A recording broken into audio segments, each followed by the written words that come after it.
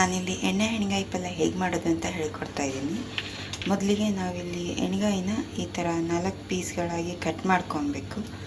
ಅದಕ್ಕೆ ಸ್ವಲ್ಪ ನೀರು ಹಾಕಿಬಿಟ್ಟು ಸ್ವಲ್ಪ ಉಪ್ಪು ಹಾಕಿ ಸ್ವಲ್ಪ ಮಸಾಲೆಗೆ ರೆಡಿ ಮಾಡ್ಕೊಳ್ಳೋಣ.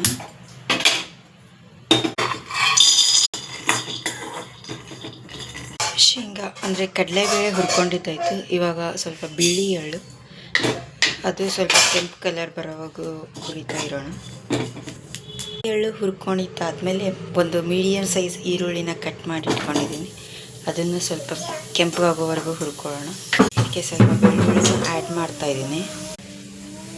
ಒಂದು ಕರಿಬೇವು ಮತ್ತು ಸ್ವಲ್ಪ ಆಯಿಲ್ ಹಾಕ್ತಾ ಇದ್ದೀನಿ.